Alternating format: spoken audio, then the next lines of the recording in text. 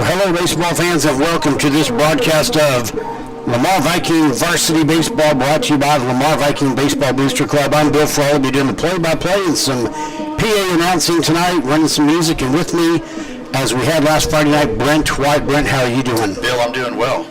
Thank you. Another windy night here at the ballpark, minus the sand.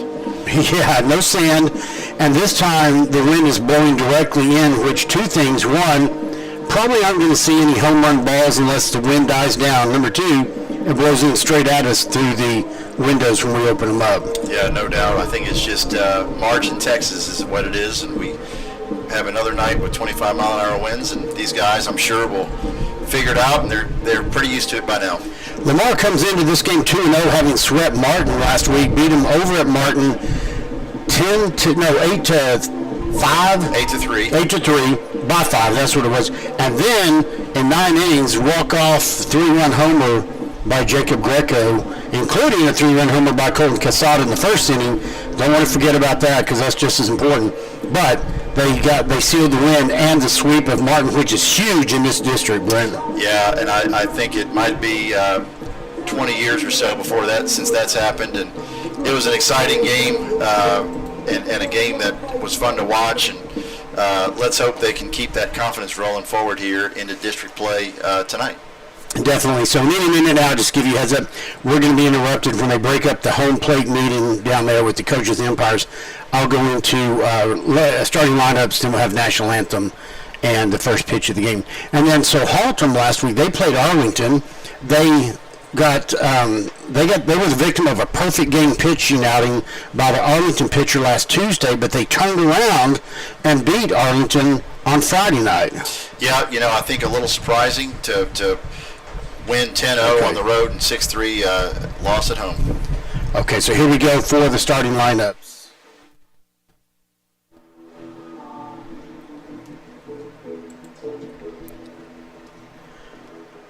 And now, ladies and gentlemen, the starting lineups for tonight's game. First for the visiting Haltom Buffaloes. Batting first is shortstop number 35, Tyler Miklich. Batting second in center field, number 12, Damian Bates. Batting third in left field, number 21, Gavin Orozco.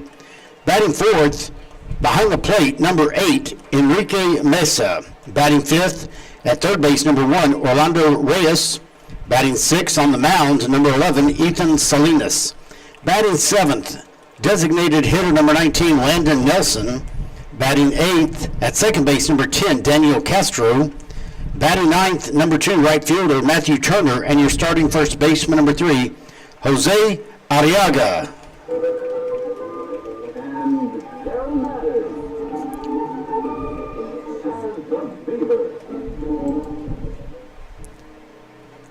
And now, ladies and gentlemen, the starting lineup for your Lamar Vikings. Batting first is second base, number 5, Logan Archibald. Archibald at second. Batting second, the designated hitter, number 3, Jacob Greco. Greco, the DH. Batting third, on the mound, number 6, Colton Casada. Casada is the pitcher. Batting fourth, behind the plate, number 24, Brock Jackson. Jackson is the catcher. Batting fifth, at third base, number 8, Colton McKay. McKay at third.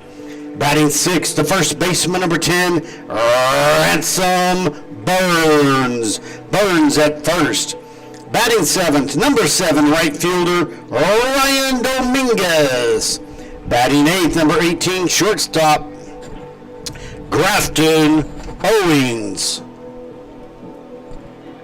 I don't know if that came across. Batting eighth, shortstop, number 18, Grafton Owings. Owings at short. Batting ninth, number 12, left fielder, Luke Lazier. Lazier in left. The rest of your Lamar Vikings, number 4, Ben Shryock, number 9, Joe Baggino, number 11, Jalen Jones, and number 25, Edwin Morales.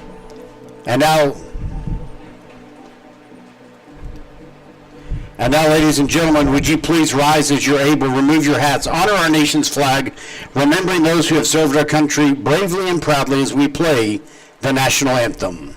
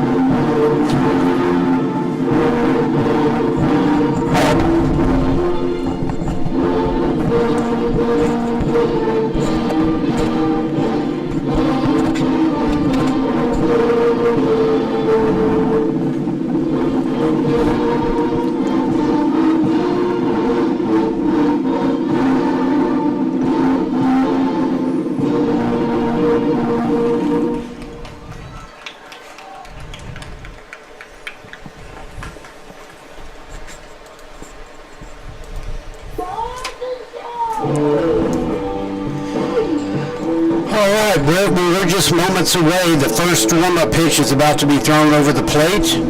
Haltom Buffaloes, fairly short drive. In fact, probably shorter than some of the drives of the AISD teams, and like Seguin would be if they were 6A. No, there's no doubt. Farthest part of Arlington.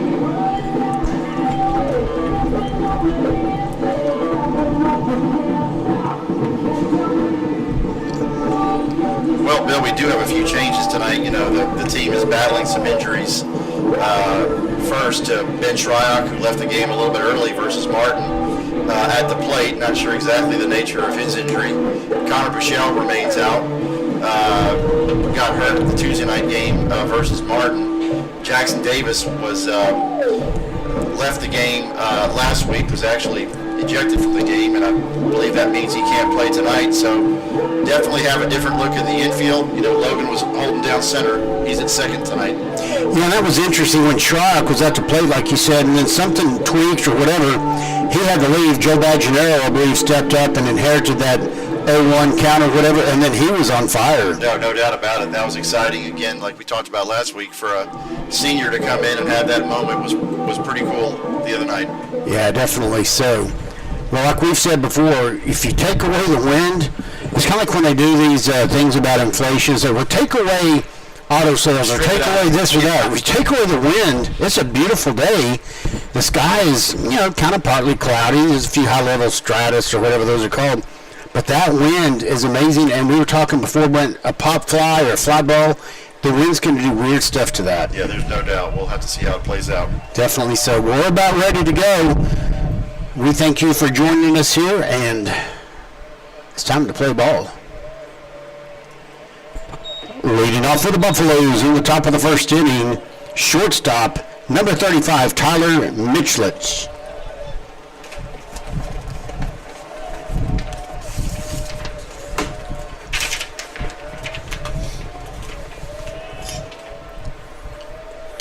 So we are waiting for the first pitch, and Colton Casada gets a first pitch strike right there.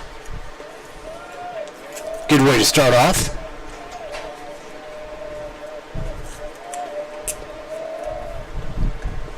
Called strike two in the lower left-hand corner as we face behind the plate. So 0-2 very quickly to the leadoff hitter, shortstop Tyler Michlich. It's an interesting last name. Yes, it is. Don't want to say that as a part of a field sobriety test. This is the first time we're seeing Colton at home, and I know he's anxious to put up a good outing here in front of the home fans. Pitch misses outside, evens up the count at 2-2 strikes.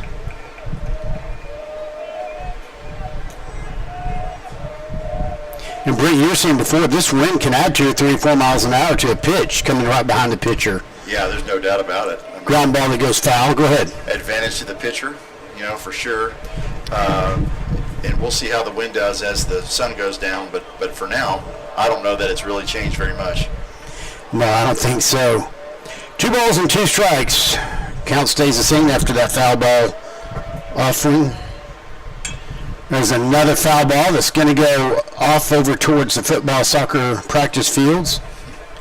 Hopefully they send someone after that ball, because that 9 inning affair, they were desperate for some more game balls, the Diamond brand, They sure were scrambling. Up here in the coach's office looking for them. That's a strikeout. That's going to be called strike 3 for sure.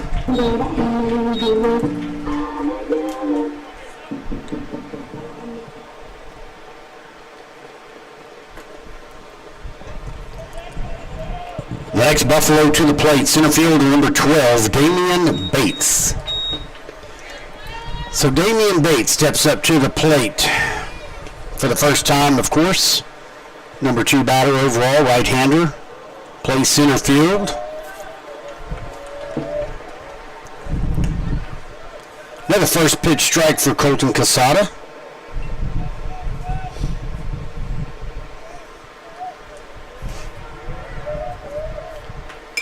Foul ball, so the count's going to go to 0-2. That's one of those balls, Brent, if no wind, it might stay fair, go down the line, but it just kept veering off. Kept drifting, yeah, there's no into question the bullpen, yeah, off the first base line. But another 0-2 start for Colton, so that's a good start. And he run him up. Left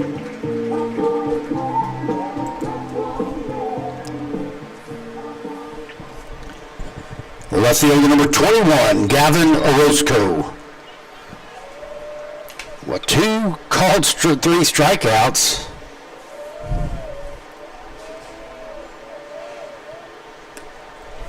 And a third first pitch strike for Colton Casada. You know, Brent, we were talking earlier, if Colton could come out kind of on fire or not, so far so good. No doubt about it. There's a lazy looper that's going to go into shallow right field. It's missed on the diving attempt by Logan Archibald, but then picked up by Ryan Dominguez. And so that'll be a base hit. Really no play on that ball with anybody. Just another one of those ones that just kind of went right into the void. Right fielder couldn't come up. Second base couldn't come off enough. So the catcher, number 8, Enrique Mesa.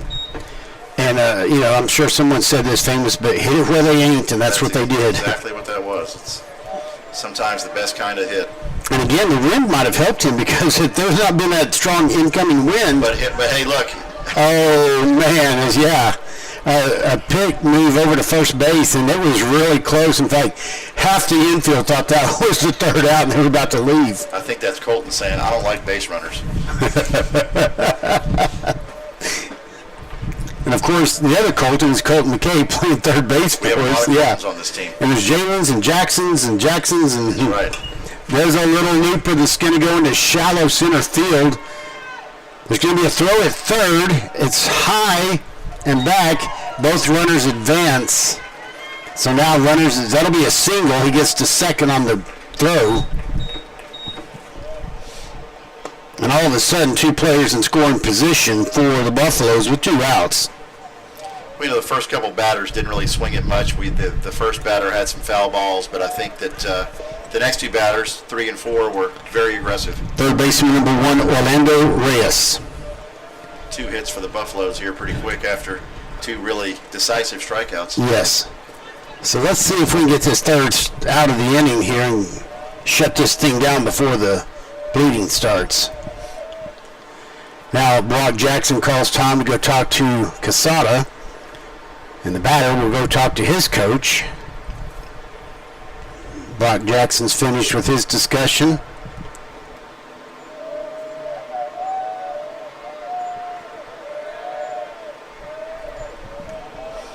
And Reyes steps back into the box, ready to receive the first pitch from Colton Casada.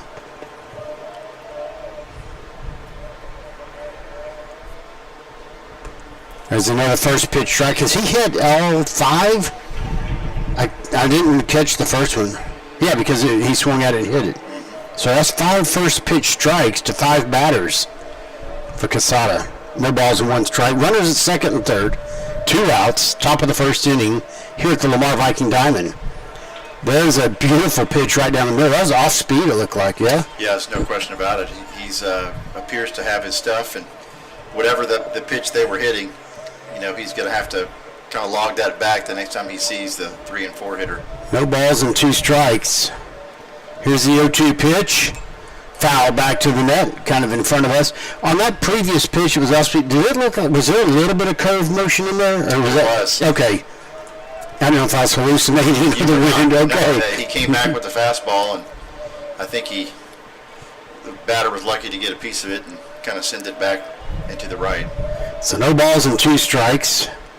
Again, 2 outs, 2 on at second and third for the Buffaloes. Oh, that pitch was wicked, and again, part of the infield thought that was going to be a called strike 3, I believe. Bill, do you remember last week? That was a strike, right? That was a strike on Friday. Exactly. So I think we just have to, have to notice the trends. And hopefully it's consistent, right? Hopefully it's consistent, but that was a strike last week all day long. 1-2 pitch comes, it's just high, so the count evens up at 2 balls and 2 strikes. I was just going to remark before that one that he seemed like he was being fairly generous in the strike zone, but we'll see if he tries to paint the corner with one, what happens next time. The ballerina pitch, the 2-2. Here it comes. Swing and a miss for strike 3, and that ends the inning with no scores. We'll be back.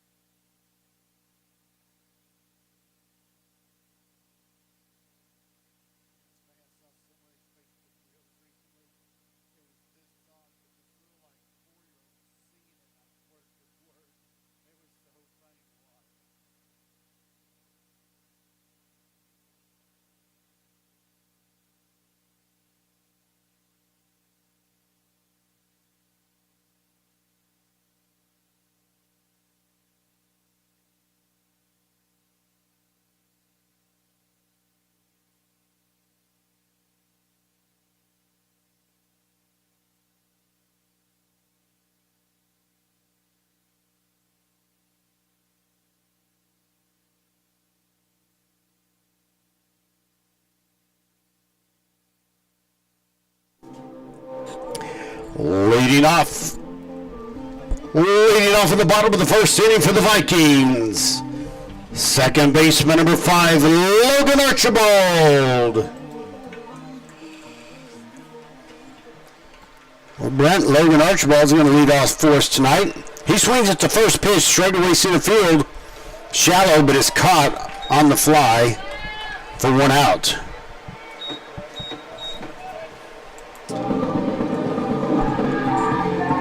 Your designated hitter number 3, Jacob Greco. And we just want to talk about what he did last Friday night because I don't want to do that sportscaster's jinx on him. The last time he swung the bat was pretty fun. Yeah, it was. First pitch to him, he hits it high, fly ball, gets caught in the stratosphere. Going to be a little bit of trouble, but the first baseman comes halfway down the baseline. 2 pitches, Brent, 2 outs. And I'm going to tell the next guy don't swing at the first pitch. Yeah, that's cold. Maybe that's a good idea. Your pitcher, number 6, Colton Quesada.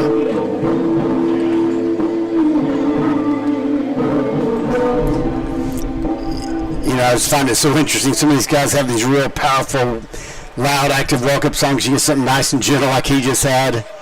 Yeah, I like it though. It's a good change from most of the walk-up songs. First pitch, a little high in the strike zone, not complaining. So no balls and 1 strike. Here comes the 0-1. That's low and outside. Ball 1. The count evens up at 1-1. Quesada has swung the bat this season so far very well. A couple of home runs so far. There's a fly ball into left field. Looks to be playable, and it is. At least it wasn't 3 pitches. But the Vikings go down in order. It's 0-0. We'll be back.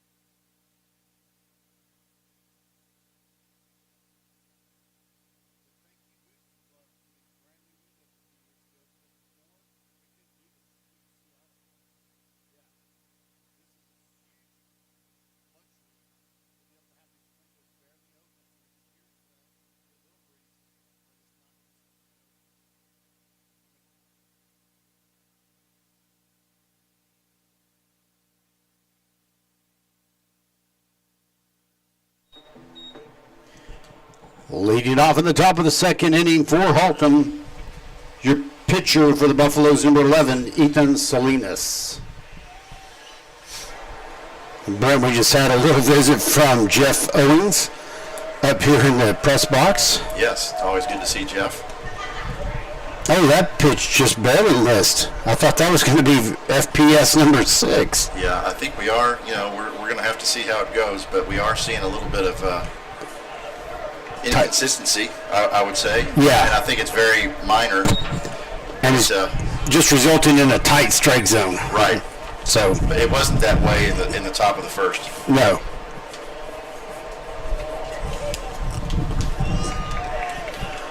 Well, that's odd. Now a 3-0 start. Uncharacteristic of Quesada overall and in this game so far. Of course, we're only in the top of the second, but that pitch barely caught the lower left-hand corner of the strike zone. See, to me, I thought that was going to be ball 4. It sure did appear that way, and maybe he was considering those first few pitches. There's strike two called. So the pitcher for Buffalo, number 11, Ethan Salinas, has yet to swing the bat at 5 pitches. And now he's going to have to protect the plate. And he draws a walk on 6 pitches. So the leadoff runner this inning gets on. You know, that was another pitch that really could have gone either way, and I think we've seen that a couple times now. That one was more of a strike. Designated hitter number 19, Landon Nelson. Here's a lefty coming up to the plate. Landon Nelson DHing for their first baseman. So runner on first, nobody out. Top of the second inning, no score.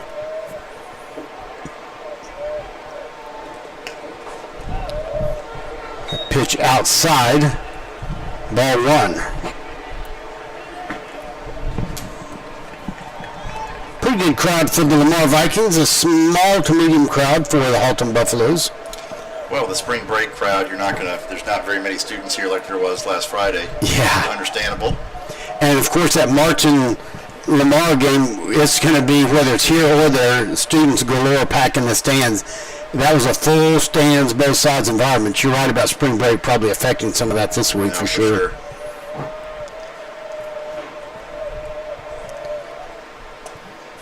Pitch in the bottom of the strike zone. The count evens up at 1-1. Previous to that pitch was a move over to first base, but nothing doing. The runner got back in time.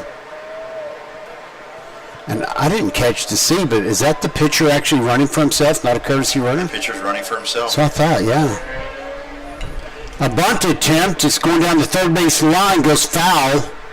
Now the coach for Haltom is going to say, hey, he gloved that before it crossed the line. I don't know if he's going to come argue that or not, but everyone's going to retreat back to where they were on that foul ball. I was kind of close. McKay picked it up right after it crossed over. Well, that lefty kind of, for you golfers out there, cut spin, and that ball was definitely going to move left. And so Colton would have done better, probably let that ball go ahead and go. So I think a fortunate break to get the second strike. Yeah. Throw back to first. Man, he's got a fast move when he decides to snap that ball over there. He sure does. Not in time, or the runner's still okay. He has picked off several.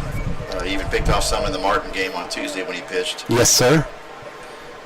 That pitch is a little bit inside. It's a defensive, swing that goes over to toward the Lamar Viking dugout off the third base side. Count goes or stays at 1-2. Boy, it sure would be nice to get him to hit into a ground ball double play here. But any kind of an out would be welcome.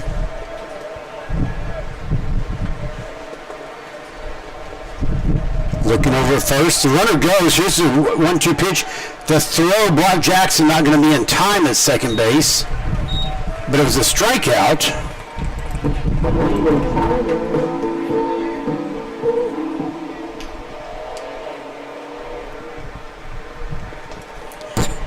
The next batter is number 10, second baseman Daniel Castro. One thing that interests me, Brent, is where the DH is in the lineup, if they have a DH. This one, he's batting number 7. I think you would typically see them a little higher in the batting lineup, but like you said, every team's different. Yeah. First pitch to him. There's a throw over to third, and I don't know if he did get him. I thought maybe it went to the base, but well, that takes care of that base runner. That's nice. I don't think the coach is very happy with that call either, Bill. I don't think he is, and Brent, just from where I was, I thought he was safe because I thought the throw came a little bit high. And now he is going to talk to the umpire. He's not getting real close. The umpire's making some notes or something. Yeah, I don't think the umpire's really giving him an audience. I think he's almost purposely ignoring him. He might be talking to Brock, the catcher. Interesting. That wouldn't be kosher. And there was there a strikeout in that? Yeah, he struck out swinging. And so there are 2 outs now after the pick at third.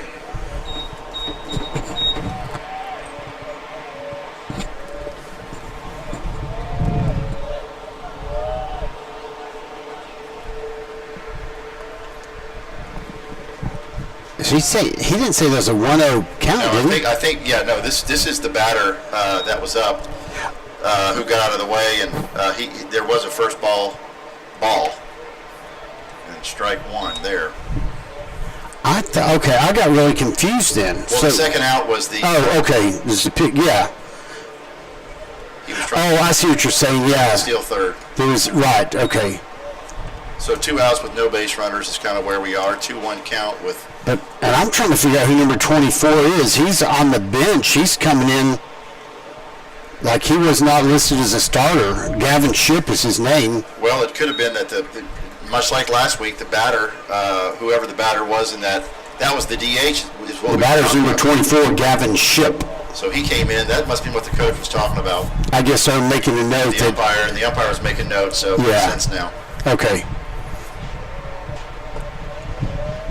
2 balls, 2 strikes, 2 outs. Fly ball is straightaway shallow center field, and that's going to be caught by Cole Rentz for the third out. No runs, no hits, nobody left on base. We'll be back.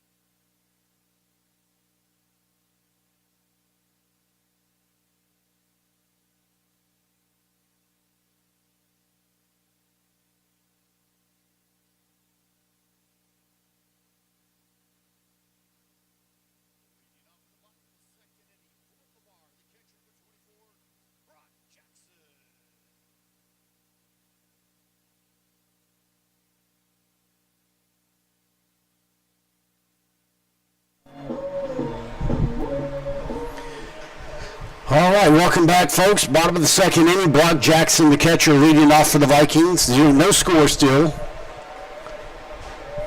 First pitch coming to him. Swung on. I don't know if he tipped it or not, but basically missed for strike one. Brock batting cleanup today, Brent. Yes, it's kind of where he's been. Juggled the batting lineup a little bit with Ben and Jackson being out. Foul that one way up high and back behind us and the visiting stands. Counts now no balls and 2 strikes. Typically we'd have Jackson leading off. We'd have Ben Shryock batting second. So change it up a little bit. Change it up. Well, having them out of the lineup is necessitated the change. Pitch is outside for ball 1. 1 ball and 2 strikes. Colton McKay on deck for the Vikings. But it's a long season, and the guys that are nursing little nagging injuries, you got to make sure you can get them healthy as fast as you can, and sometimes playing is not the answer to that. That's true. Swing and a miss, and Brock Jackson goes down swinging.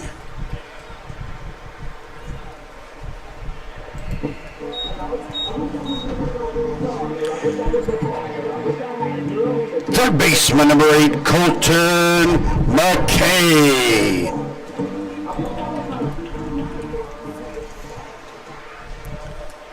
Colton McKay making his first appearance. Ball in the dirt, pops up, goes behind the catcher and the umpire, but no harm, no foul, no base runners. My favorite name is on deck of this current team, at least. Favorite name, Ransom Burns. I know your affinity for Mr. Burns.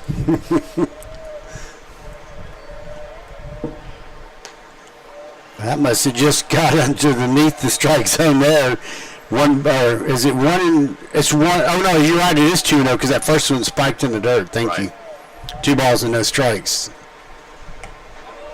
That one misses outside and high a little bit for 3 balls and no strikes. Now the pitcher flirting with walking Colton McKay here, the second batter of the inning. And he does.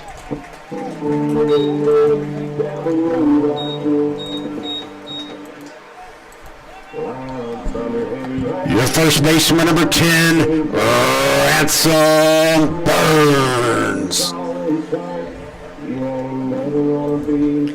But you know, overall, the 2 best names I've ever announced, Smoker Dieterding, played for Jesuit, and then Dewey Cornstubble played for one of the Irving teams. I think those are going to remain 1 and 2. Oh, yeah. And I thought maybe either one could have been made up. Nope. And then another Cornstubble player came up a few years after Dewey did just recently. It's a baseball family. It is. And I really expected a guy with, bib overalls, 1 strap undone, a plank for a bat to come up, straw, grass straw but come out of his happened. mouth. No, just another player. 1 ball and no strike. Sorry for the reminiscing, sort of. A throw over to first, nothing doing. The 1-0 pitch shows bunt, pops it up. Is the catcher going to? Nope, he dives at it and doesn't get it.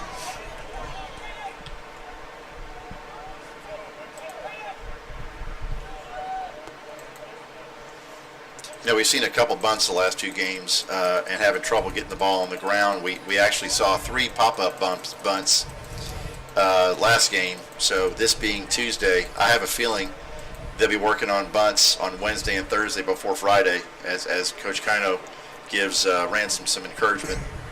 1 ball, 1 strike, 1 out. At least I think that was encouragement. Might not have been. I would hope at this point it is encouragement. It just hit me what you were saying, looking at a text from one of my sons. Throw back over. Anyone that's watched Lamar baseball knows that Coach Kino likes to bunt anyone, as evidenced by last week, bunting Colton Casada and trying to bunt Jacob Greco before the home run. Ground ball between short and third. That'll be a base hit for Burns. And we'll have runners on first and second. Well, that sparks a little bit of life here. Good.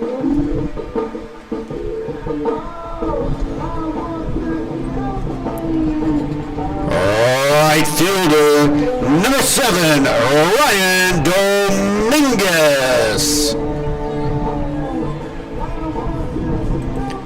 Little classic Lenny Kravitz there. That's right. I like some of these guys that pull up these old classic songs. I think they understand when I get all kind of geeked out about it, That's right.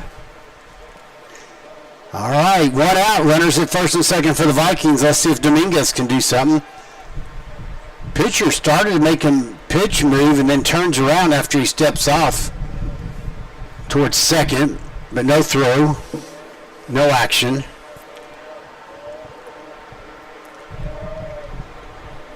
Here's the pitch.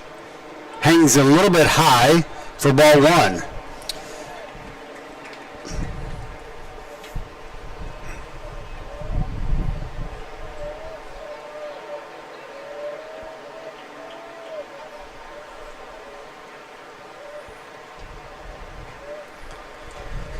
Here comes the 1-0 pitch. That misses, and the count goes to 2-0.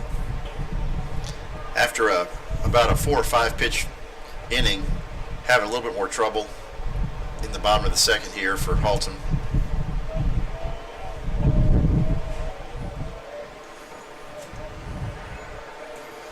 Two balls and no strikes. The pitcher really looking at second base a fair amount.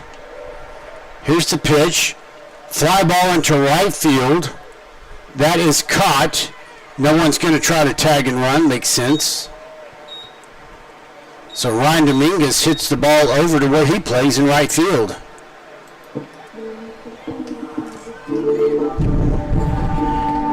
Now batting for the Vikings, shortstop Grafton Owings.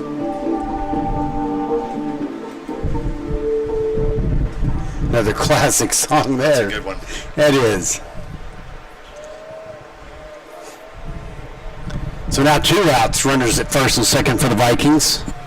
Pitch is outside. The catcher has to make a move over to pick that up, so it doesn't go past him, so the runners do not advance.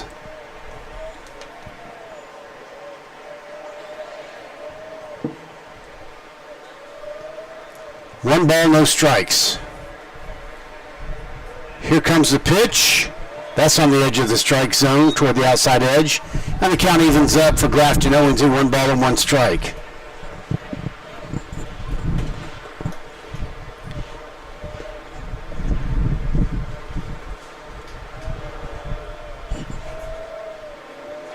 Very deliberate pitcher out here. Here comes the 1-1 up high. Ball 2. Man, is this the inning we might be able to bring at least 1 run across the plate, Brent? No, I think our batters are being a little bit more selective, and it's good that they're getting to see a little bit of what this pitcher has to offer.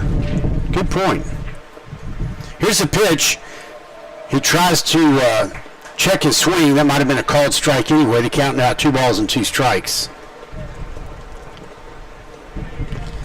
Oh, here comes our military flyover. Got 2 of those. Right on time. Yep, 2 of the, and you can see they're getting blown a little bit horizontally. There's 2 of them this time, those twin rotor Chinooks. This mid-game military flyover is brought to you by the men and women who proudly serve our country in the armed forces. Folks, those are hard to arrange. So, there's some folks waving up at them. I think I saw one salute. Yeah.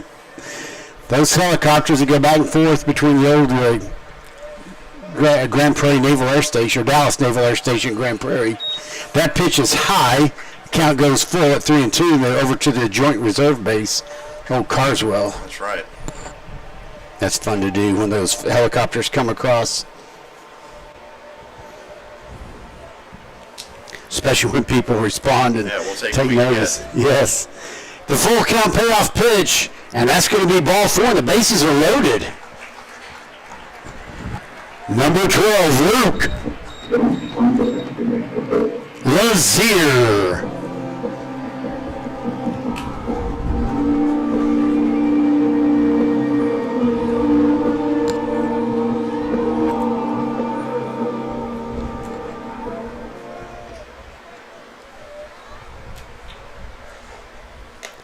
First pitch misses inside.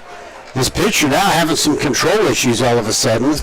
Yeah, the pitch count's going up after a very, very small amount of pitches in the first inning.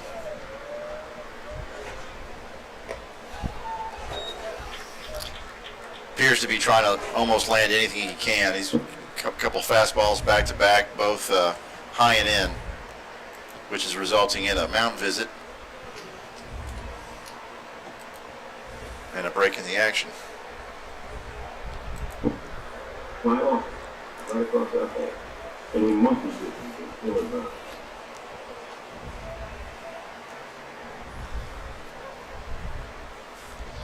Okay, Brent, so we have, if my notes are correct, Ransom Bones got on with a single. That's correct. He's at second base. Second. Colton McKay is at first, correct? Colton McKay is at third. He got a walk, right? And so did Grafton. Okay. The hit by Ransom was right in the third and short gap. Just perfect little hard grounder. We sure could use a nice little hit by Luke here. But starting here 2-0, 2 balls, no strikes.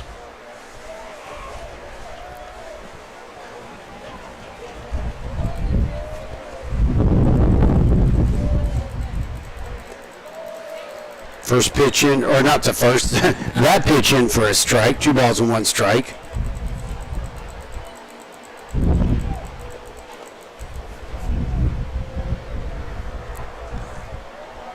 The 2-1 pitch coming. On the outside edge of the strike zone, the count evens up at 2 balls and 2 strikes. Luke Lazier, who pitched very well Friday in relief.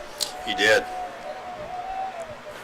The 2-2 ground ball to the shortstop. Throws over to second. Is missed or dropped in E4. Colton McKay scores. Ransom Burns scores. Scoring for the Vikings, Colton McKay and Ransom Burns.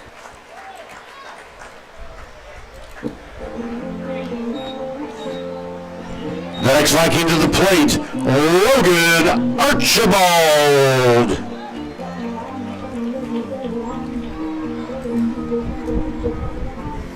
That was a pretty routine play, Bill, that the shortstop grounded it very cleanly and just flat out missed by the second baseman for what would have been the easy force out at second for the third out. And I really thought the inning was about to be over, but here we get 2 runs instead. 2 important runs in a game like this, I think. No, and a good two-strike approach by Luke. Yes, thank you for saying that. Who is definitely not an everyday batter. You know, he's, again, thrust into the outfield and thrust into the batting lineup based on the injuries and availability of players.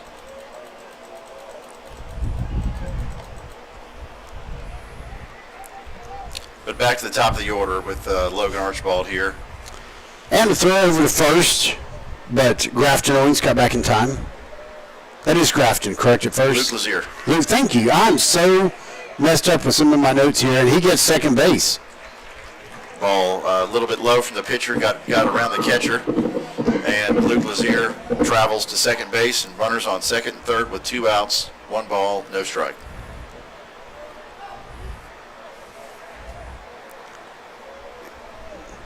That's right. Yeah, Grafton's at third. Grafton's at third. Thank you. Trying to keep my notes straight. That's what I'm here for, Bill. Hey, that and much more, Brent. I don't know. You don't know how much I appreciate you. Bouncing ball, the pitcher can't field it, and it gets past the second baseman on an error.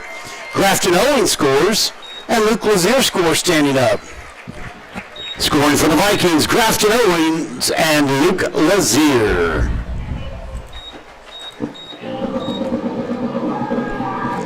Now batting for the Vikings, number 3, Jacob Greco.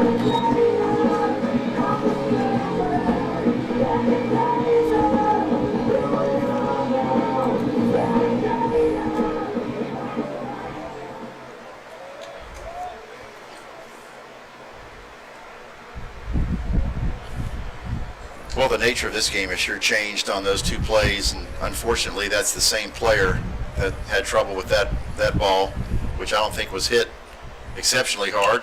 Line drive to the shortstop. It bounces once. Underhand throw. Gets the lead runner, but not before the Vikings pick up 4 runs on just 1 hit, correct? Yeah. 1 hit by Ransom. And technically leave 1 on base. We'll be back.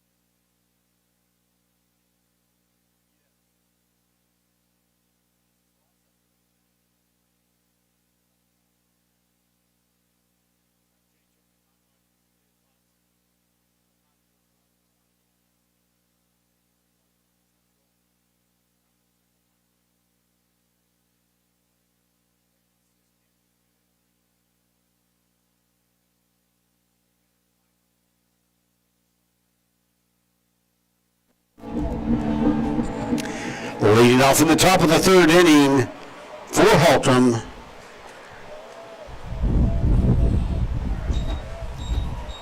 Number 2, right fielder Matthew Turner. Still trying to figure out where things are on the lineups sheet. Very clearly printed and everything, great stuff, but just different little format in a way. That was ball one on the first pitch. Inside strike, one.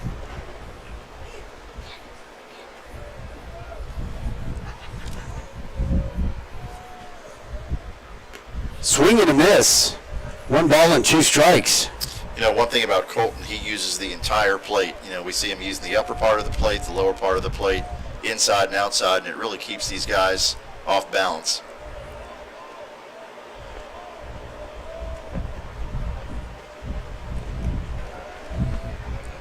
That pitch misses, and the count goes to 2-2 with number 2 at the plate. Nobody out, nobody on. Top of the third. The Vikings lead 4-0. All 4 of those runs coming in the previous bottom of the second inning. The 2-2 pitch, and that's a called strike 3.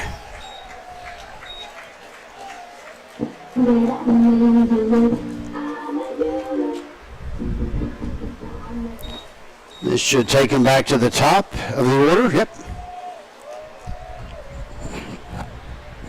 The next batter for Haltom, number 35, Tyler Michlich. That's 5 strikeouts for Colton, and it hadn't taken him very long to do that, and I believe that 3 of them might have been looking.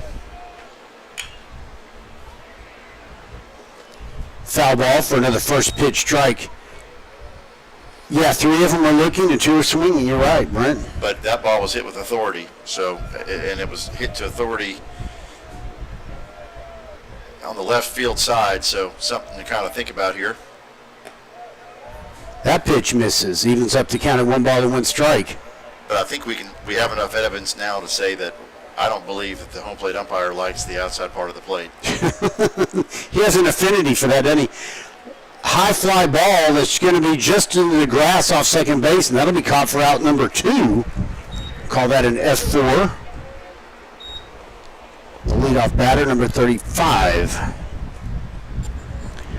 Stepping up to the plate next, number 12, Damian Bates. So Bates struck out. No, excuse me. Bates got a single and was stranded last inning, or 2 innings ago, his first at bat. Yeah, they did well in the first half of their lineup in the first inning. Ground ball that gets past Colton McKay. Base hit, hits his second hit of the game.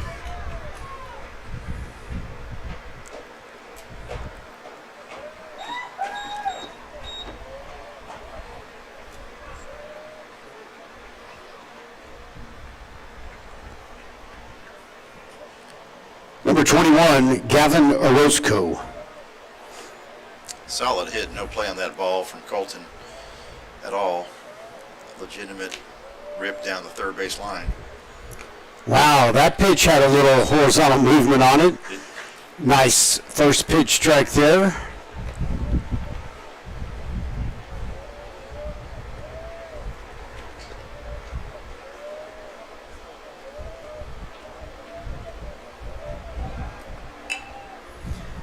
High fly ball that's going to go to left field. That is caught. And that retires the side. They get 1 hit, leave 1 on. No score. It's 4-0. We'll be back.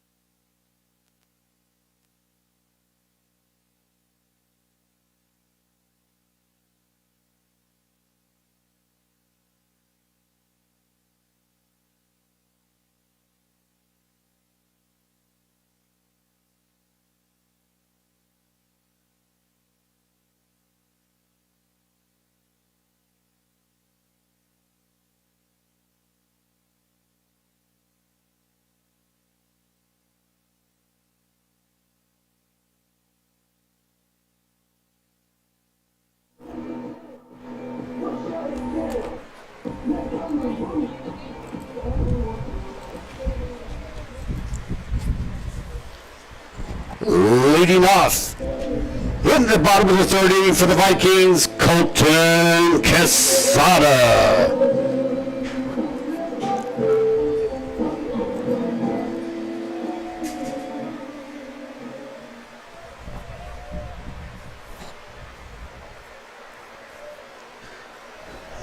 The first pitch to our pitcher, a little chin music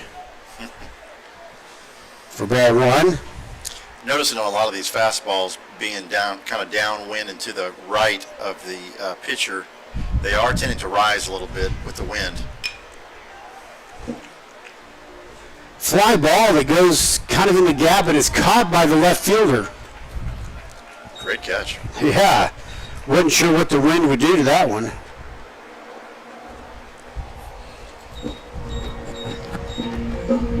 Number 24, Brock Jackson. That was a pretty hard hit ball, though, in the gap, and the left fielder kind of came across and caught it kind of behind the center fielder, and very good concentration to get that one in the glove. Brock Jackson looks at a first pitch strike. Yeah, that's a very good observation point there, Brent. Would have been a very easy to get crossed up with the other fielder and not come up with that one. I was kind of halfway hoping, thinking it might happen, but they either communicated or something. An out. 1 ball, 1 strike. Either way. 1 out, nobody on. Here's the pitch. Down the middle. 1 ball and 2 strikes. Colton McKay on deck for the Vikings.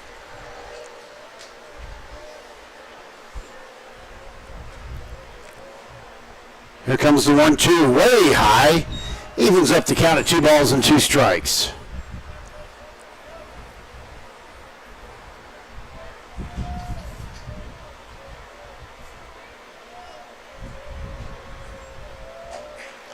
The 2-2. Swung on, fouled high.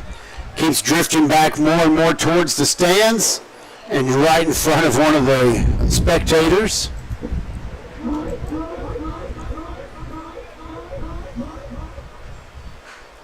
I thought he was going to catch it at first. I was ready to give him the Sports Center da-da-da, but he let it go right in front of him. These balls are definitely not staying where they start. No. Moving around. Not much let up in the wind. Another ballerina 2-2 pitch coming. Oh, that's way high and just a bit inside. That almost hits his bat. No, I know. You always talk to bring the bat down, and I think even if he had the bat up, he might not hit that ball as high as it was. You'd have to be on a step stool. Why'd the kid bring the ladder to the baseball game? He wanted to see the Giants play. There's a base hit between short and third. Brock Jackson gets to first base successfully with a clean base hit.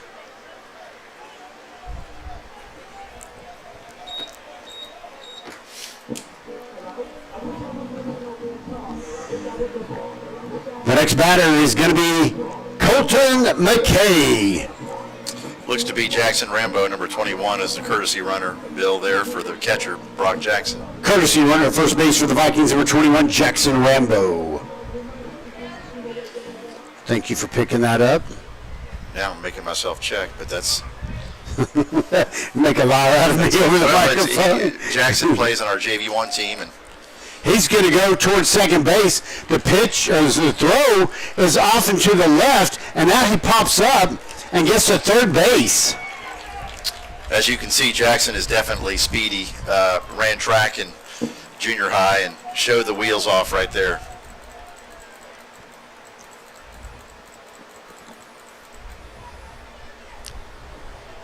Still having problems with one page on my soundboard, but that's the least of my worries tonight. So, a 1-0 count. Here comes the pitch. Up high. Ball 2 to Colton McKay. And with whom we believe is Jackson Rambo? That is definitely Jackson Okay, Rambo. thank Confirmed you. here on Game changer. on Game Changer. All right, thank you. At third base. Ground ball to the third baseman. He boots it. Goes up in the air. No one's running toward it. McKay gets to first, takes a big turn, and Rambo scores. Scoring on the play for the Viking, Jackson Rambo. Brent, I think that looked like an error to me, the way he booted that. What do you think? Yeah, I'm afraid okay. so. It was hit right to him and just not fielded cleanly. Well, just as soon as I start playing Ransom Burns' welcome music, another visit to the mound. I think this is going to be a change. Second visit to the mound. He's already tossed the ball to coach.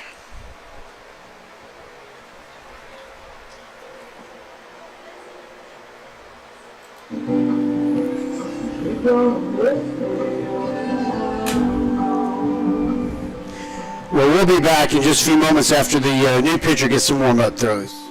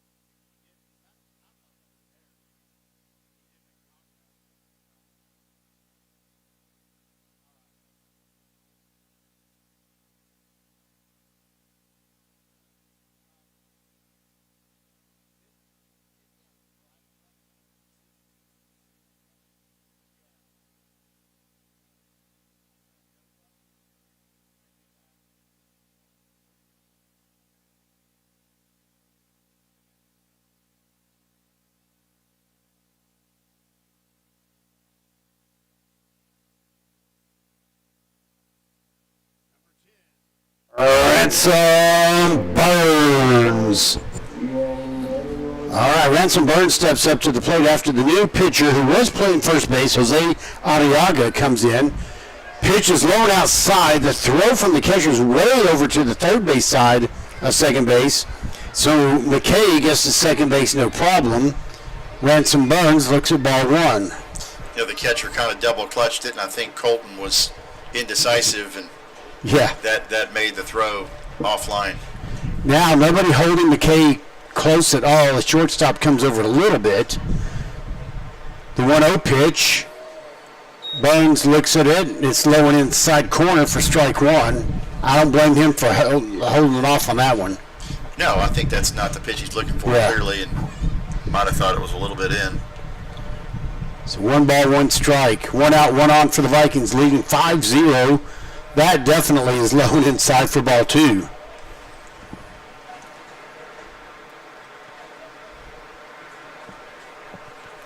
Well, it would be nice for the Vikings to pick up a couple of insurance runs here in this inning. They already have one.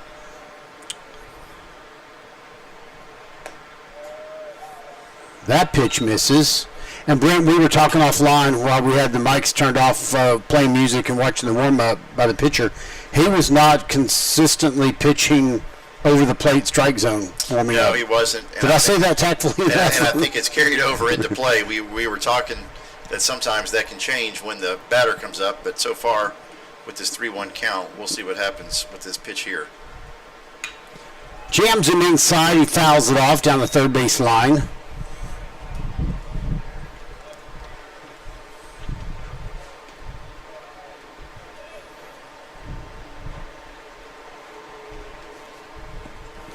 Well, my brother-in-law texted me that A&M is finally leading A&M Corpus Christi in baseball 13-7 in the fourth. Well, they need a win. They do. They're getting a bad reputation for overrated. Starting out to lead the year. That's way inside, and that's going to be ball 4.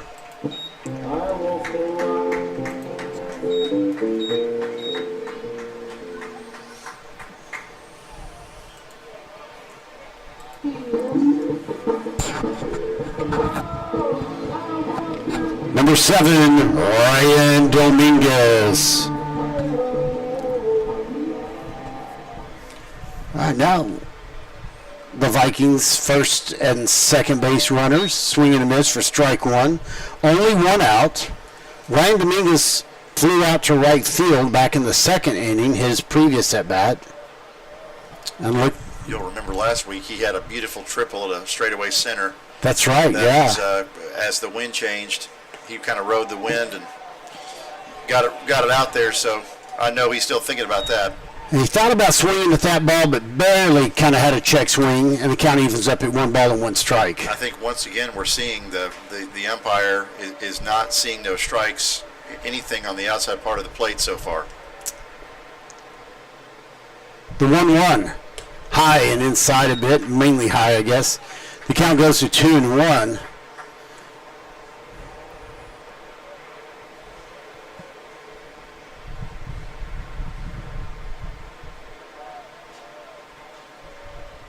The runners at first and second. Here's the 2-1. A bouncing ball. It's going to go. No, it didn't bounce. Fly ball. That's why I said bouncing. Weird exit off the bat. Fly ball to the right fielder. Pretty solidly hit. You know, he's got an out in right field and an out in left field, but solidly hit ball. Number 18, the smooth operator, Grafton Owens.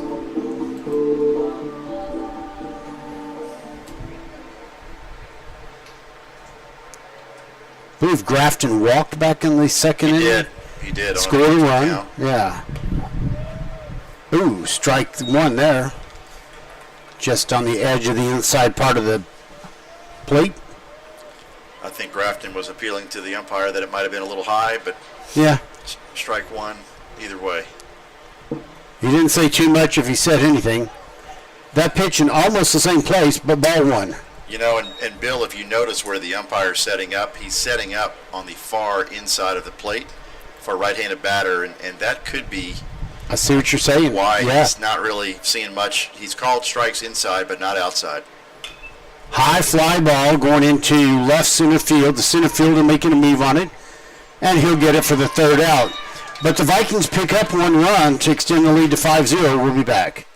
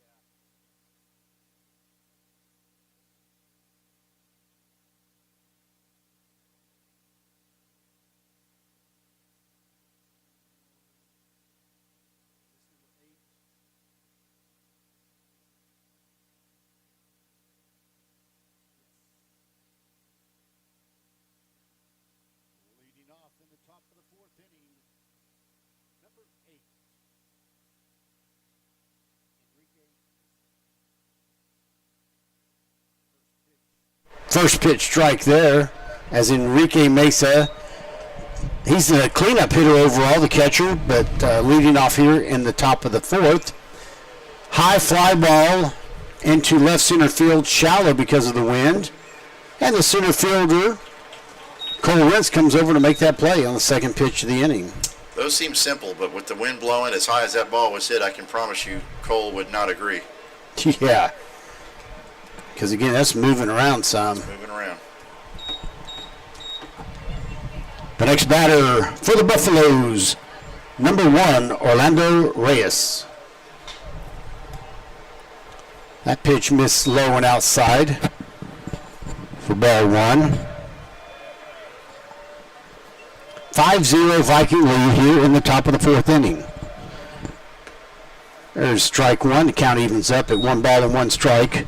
1 out, nobody on for Haltom. They've had 3 hits spread out over the first and third innings. That pitch misses for ball 2.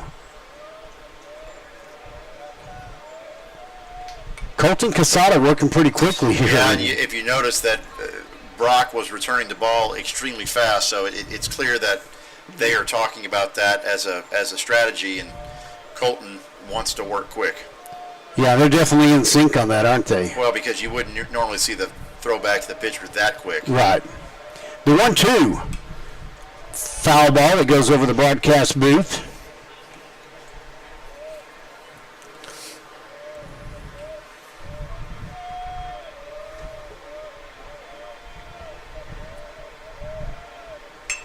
Ground ball, playable by Grafton Owens, throws a cross over to Ransom Burns for the out.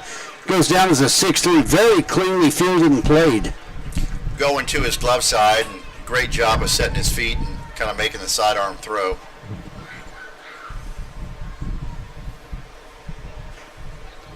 Batting next, number 11, Ethan Salinas.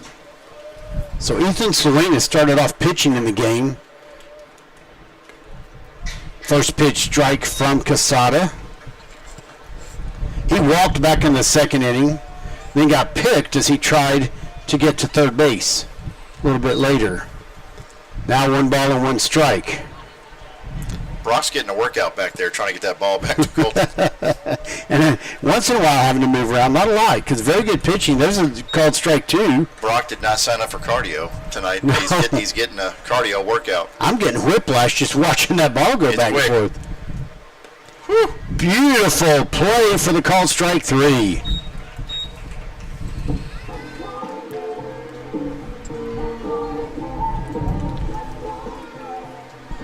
Three up, 3 down in the top of the fourth. That takes us to the fourth inning stretch.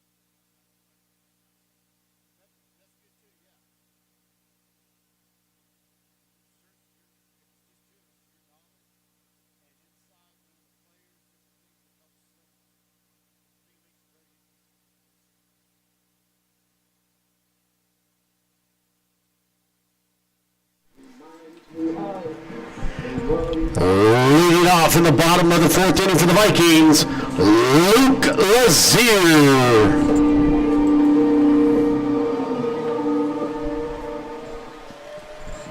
Luke Lazier, the number 9 hitter overall, will lead off here in the bottom of the 4th inning where the Vikings lead 5-0. First pitch in the dirt, 1 ball and no strikes.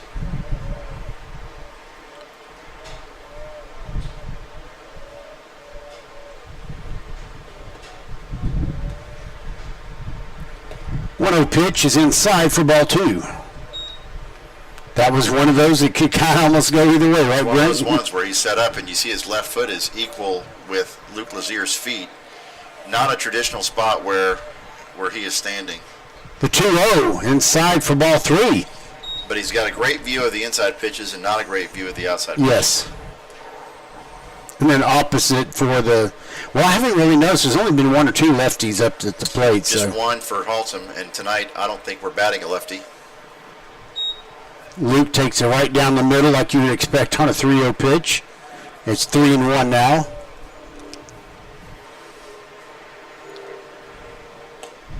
And there's ball 4.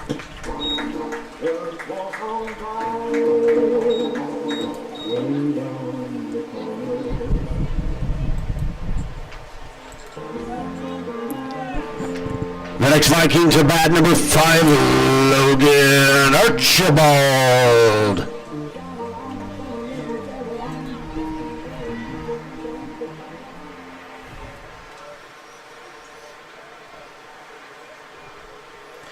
First pitch to him is over his head, so just a bit inside for ball 1. But we do notice a lot of things in our position here behind home plate, and every one of these umpires has a different style. But, where he's standing is definitely not what we would usually see.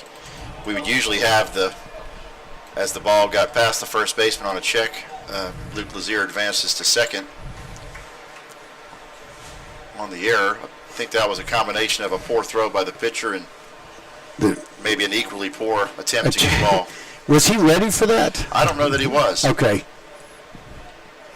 So now back to the plate for Logan Archibald, overall leadoff hitter, looking at a count of 1 ball, no strikes now with a runner in scoring position, nobody out. Here's the pitch, inside and low. The catcher picks it up and goes to the left of the batter, looking to see if he's going to have to throw back to second or to third, but nothing doing. 2 balls and no strikes with Lazier at second base.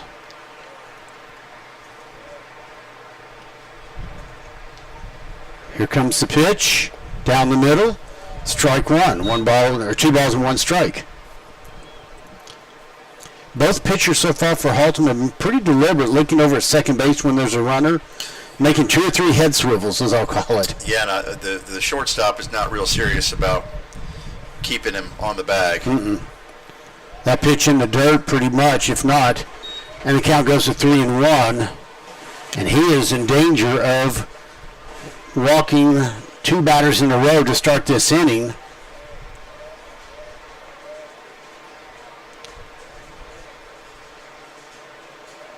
Here comes the 3-1. Ground ball to the shortstop, picks it up cleanly and throws to first base in time, but that does move Lazier over to third base. So that'll go down as a 6-3. With a 3-1 count, you've got a decision to make there. The next Viking to bat number 3, Jacob Greco.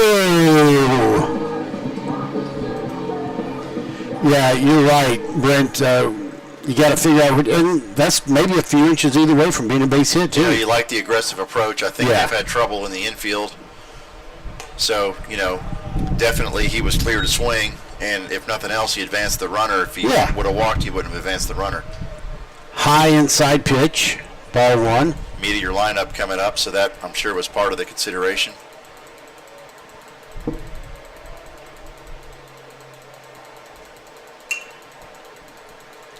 Bouncing ball to the shortstop, double clutches, throws over, gets the out, but Jacob Greco will get the RBI, scoring Luke Lazier. Scoring on the play, Luke Lazier.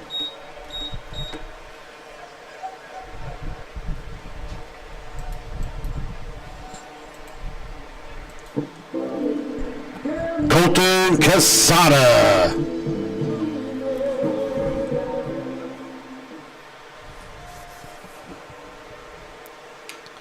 Oh, jammed him inside. Hits it back to the pitcher. A hard underhand throw gets him on the 1-3, but the Vikings pick up one run and extend the lead to 6-0. We'll be back.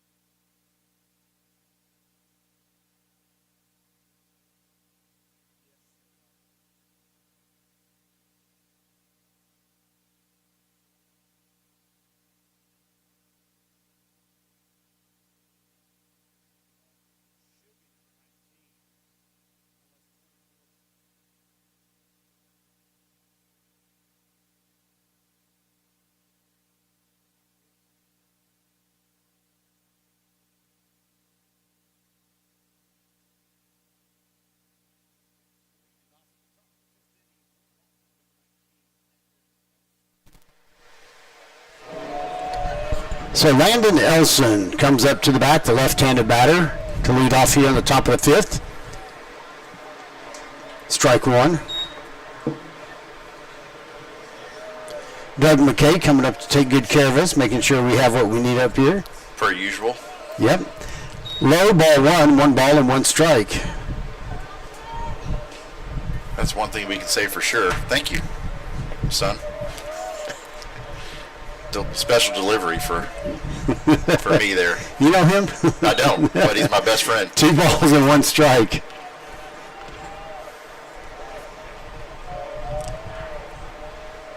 It's like our own little Uber Eats up here. Right?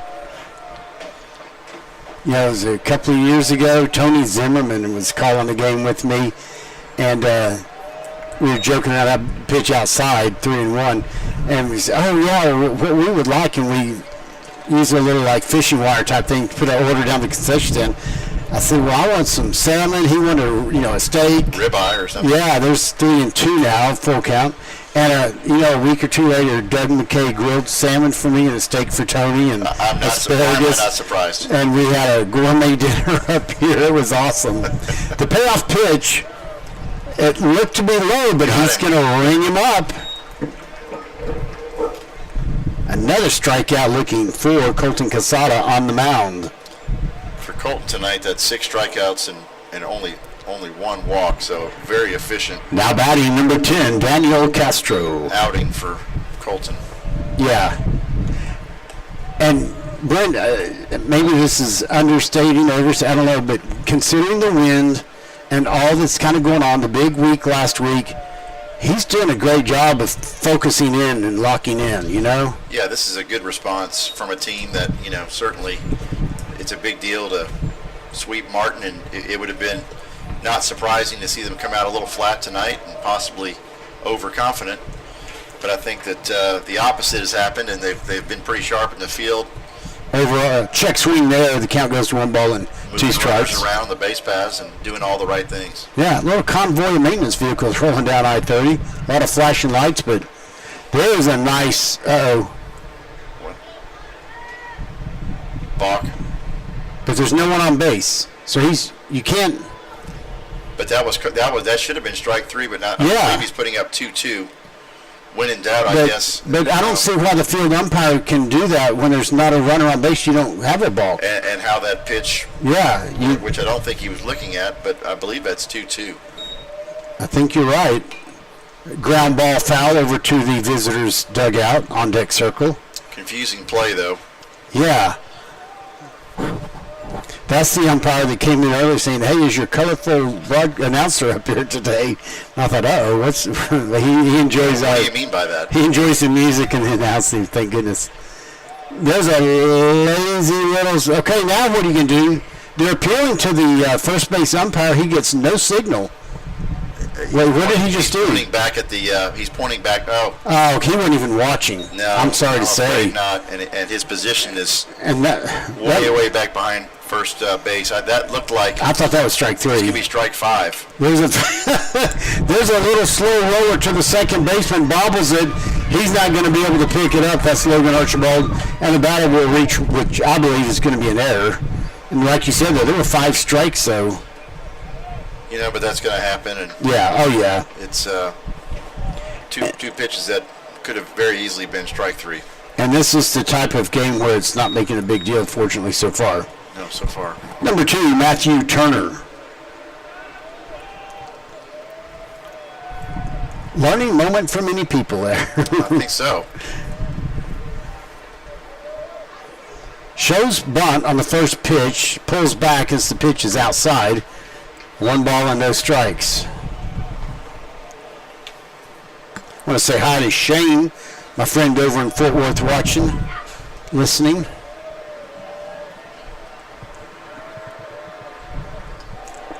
Quick move back to first. It's off the glove of the first baseman, but the runner says, "I'm not going to be able to make it to second base safely." And Ransom Burns goes over and picks it up before it goes into any kind of dead ball territory.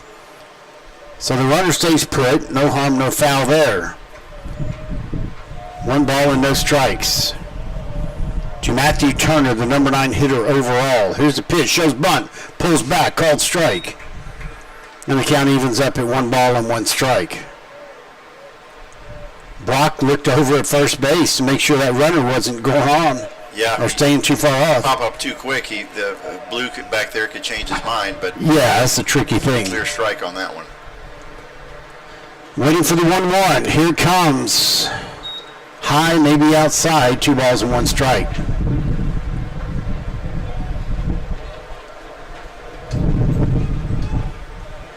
Wind is picking up pretty sharply all of a sudden.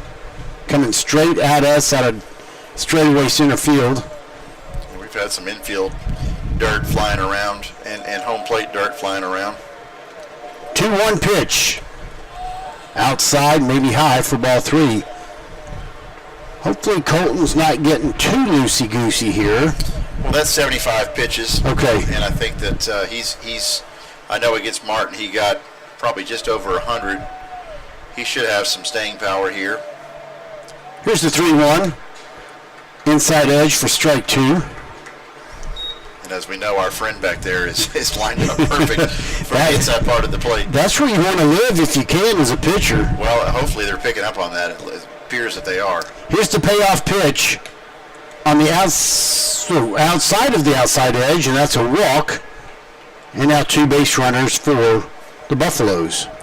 I think Colton's reaction there, and he's not much of an animated player, would tell you that he really felt like he hit the outside corner just perfect.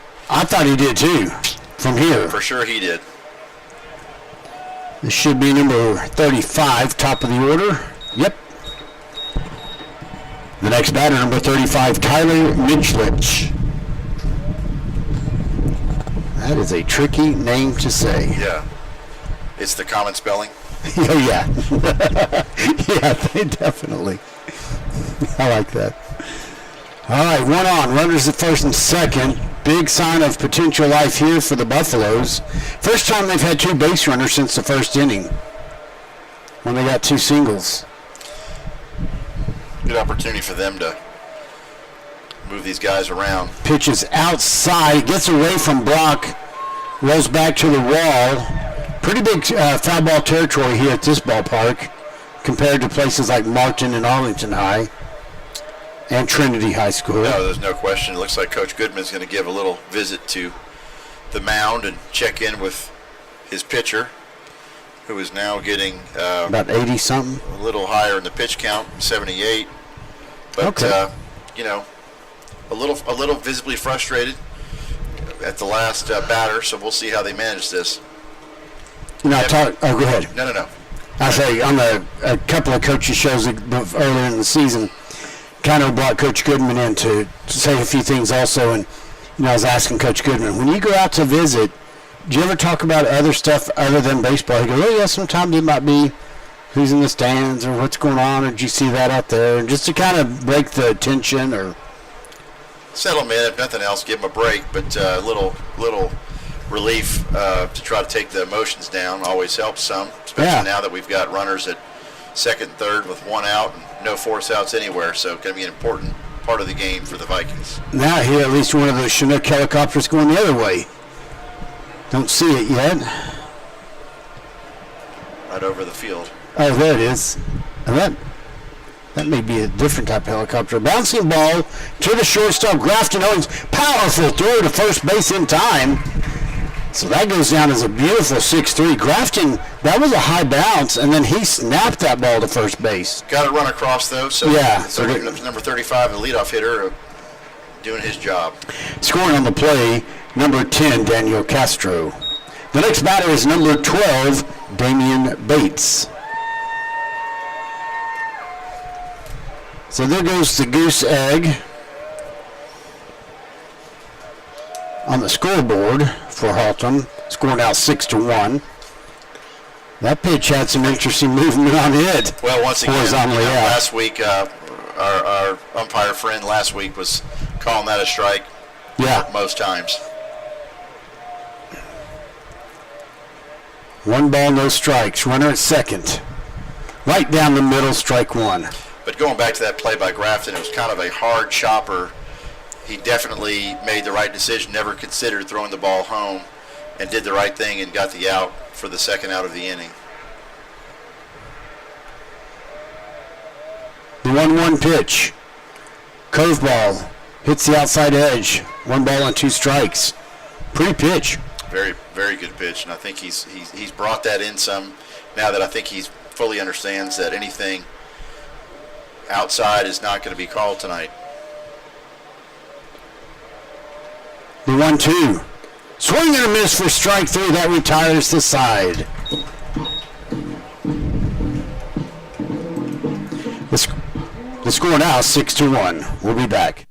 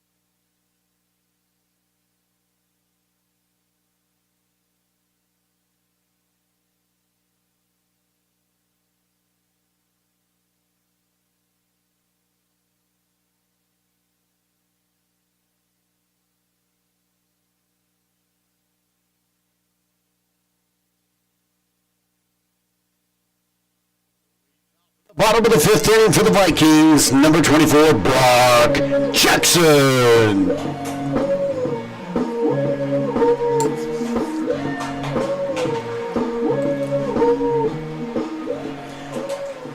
Well, Brock Jackson steps up to the plate to start the bottom of the fifth inning for the Vikings, who lead 6-1. First pitch to him bounces well in advance of the plate for ball one. Now, that almost bounced hot off like in a cricket. He could have. No, it was. Would you score a wicket? It was. I hate to say it, it almost didn't make it past the initial dirt there at the call strike there. And that was an interesting pitch itself. Unless we pivoted to cricket and we don't know it, we're still playing baseball here. I believe so, yeah. 1 ball, 1 strike.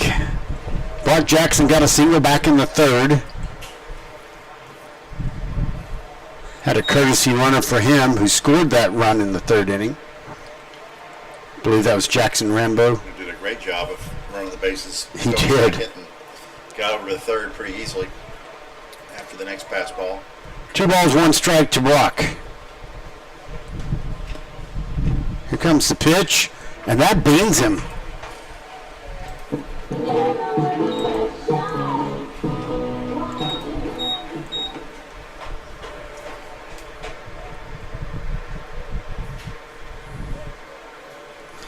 And you spot, please, and let me know who comes up to run for him. Jackson Rambo again. Now batting number 8, Colton McKay. Courtesy runner at first base, Jackson Rambo.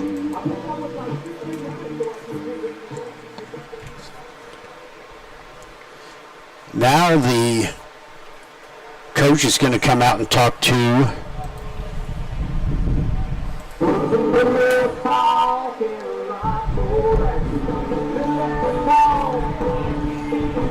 and we're going to see a pitching change here.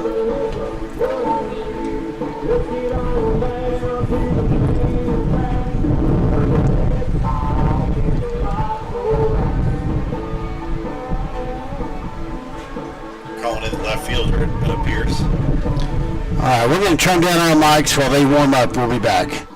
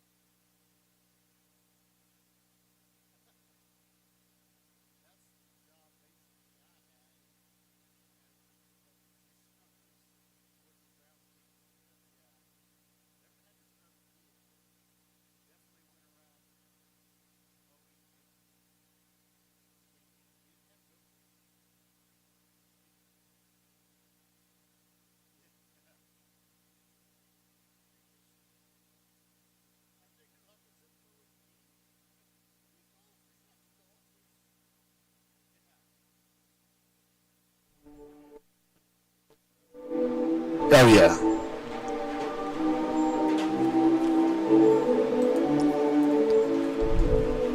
Number 8, Colton McKay.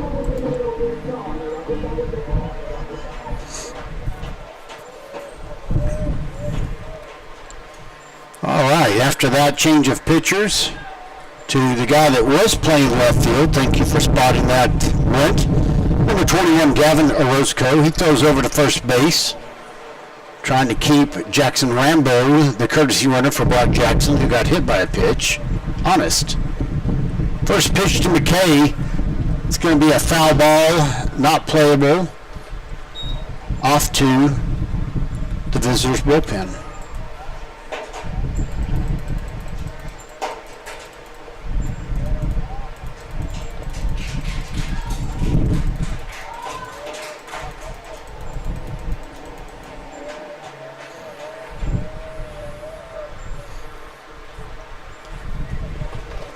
I didn't see the call by the umpire, but it looked like that was definitely a ball. That was ball 1. Yeah. 1 ball and 1 strike to Colton McKay. Did he reach one an error back in the third, I think? I believe that's correct. Yeah. Then it was stranded, but we did pick up 1 run in that inning. You ever notice the pitchers like to work the courtesy runners? Oh, yeah. Who are probably some of the best ones at reading a pitcher. Well, you'd hate to be coming in for that being your one job and getting picked off, but it does happen. Oh, yeah. Ball inside. He's trying to get to second base. The pitch is off, the throw is off, and so he is safe at second. Good to see Jackson filling the stat sheet with the steals. That's 2 for him tonight. He's saying 1 ball and 2 strikes, Brent. Is he? Yeah.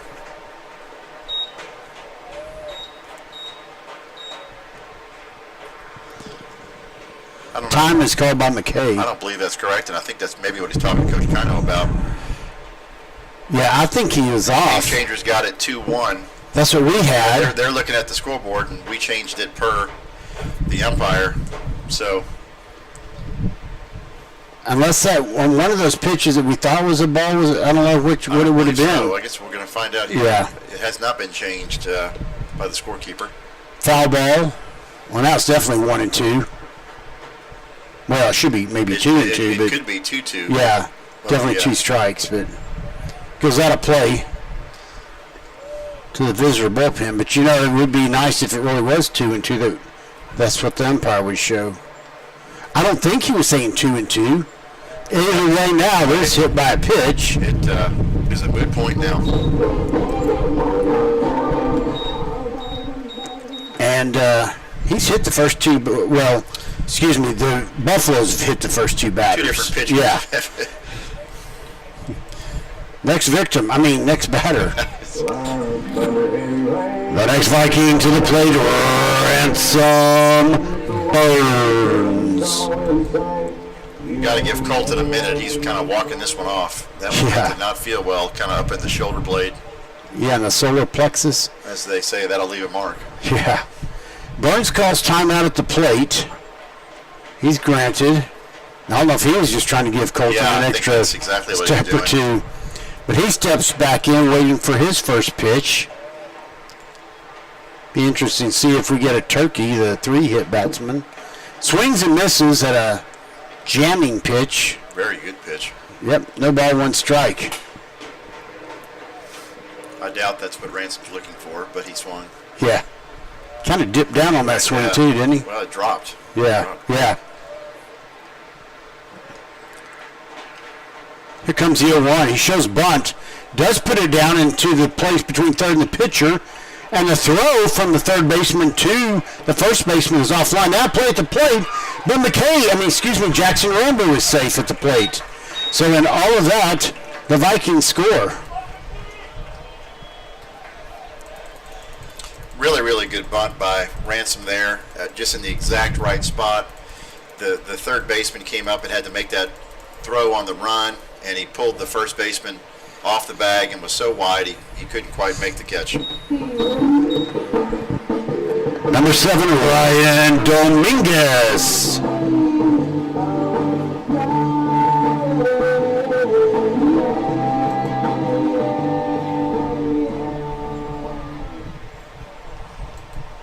But I believe that counts as an error.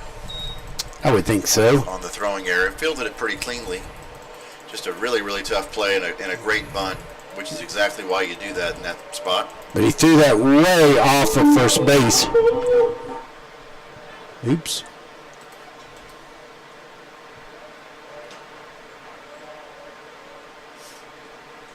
And a great job by Jackson sliding under the tag as well. Again, showing off his speed. Smart courtesy runner. So no outs and runners on the corners for the Vikings, and one run across already this inning. And a first pitch misses for ball one. The Vikings do have a chance to make something big happen in this inning. Clearly, I think they're pretty focused on continuing this little shot of runs.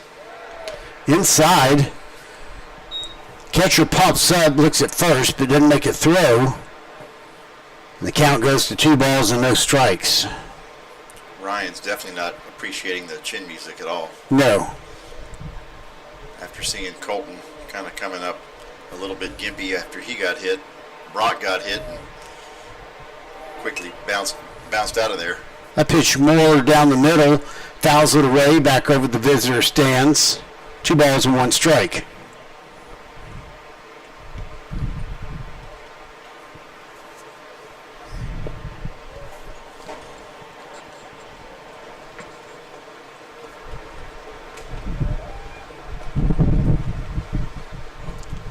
Graduated our player that enjoyed getting hit, Cooper Bernard. Oh, he used to, as much as you can lean into him.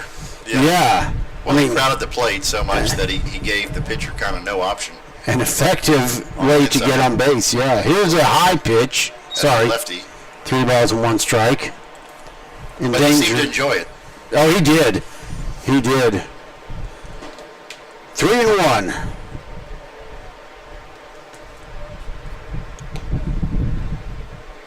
Barely caught the outside lower corner.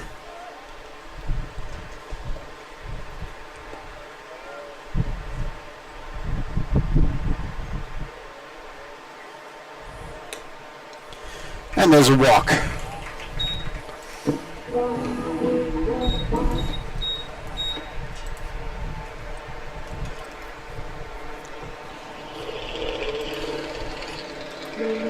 Oh, no. They're going to go to the mound here, it looks like now.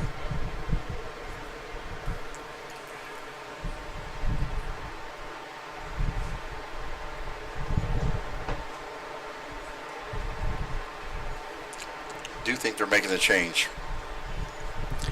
Well, he's probably just trying to find someone that can throw across the plate, Yeah, so far they obviously have their pitcher lined up for Friday and going to have to manage through this game tonight to This is number 10, it looks like. through it.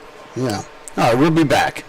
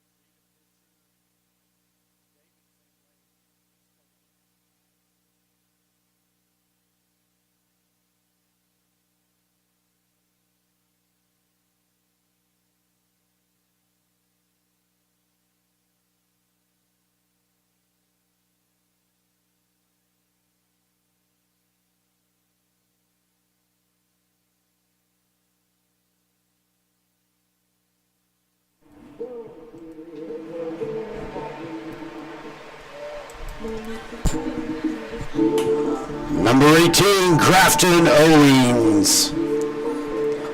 All right, Grafton Owings steps up to the plate. Bases loaded, nobody out. In the dirt, ball one.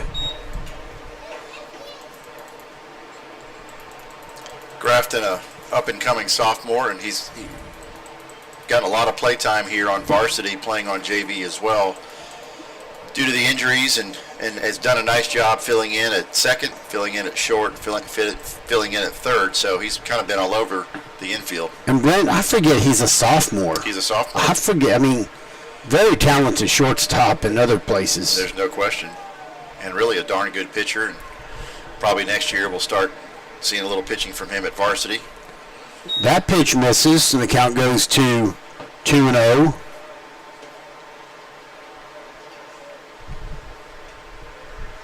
But you know, it's very much a next man up. You're seeing some. You got to keep developing these guys, and when you have your chance, you got to make the most of it. And so far, Grafton's done a really good job of that. 2 balls and 1 strike now.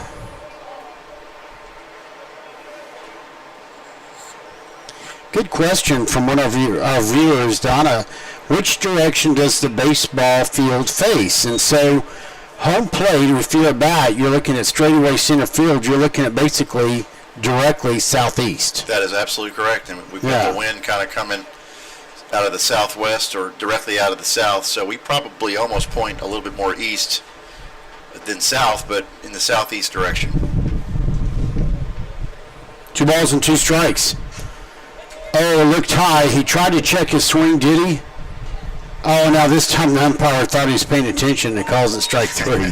I'm sorry. Did that sound bitter? Yeah, that was one that he might have gone around enough. Yeah, I can give that. Luke Lazier.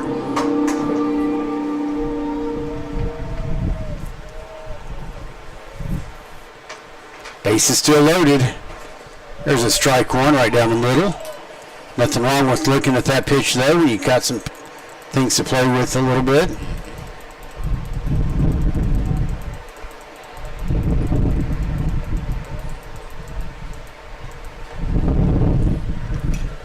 Foul ball back to the net. No balls and 2 strikes to Luke, the number 9 hitter. Logan Archibald on deck, the leadoff hitter. Sure like to get something going with these base runners. That would be nice, yeah. Foul ball, out of play.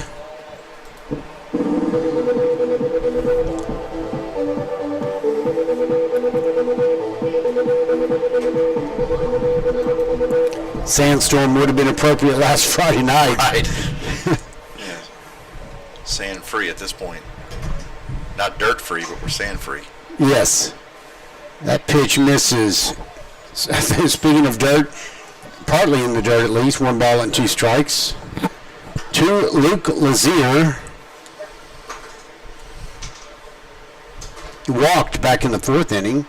1 inning to go. Scored a run. Swing and a miss there. It was dropped, but first base occupied. He can't go anywhere.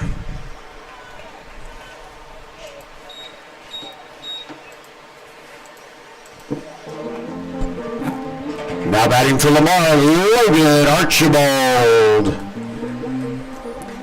These guys are walking up pretty quickly to the plate. I'm barely getting much of their song out. No, I know. First pitch to Logan. Misses, ball 1.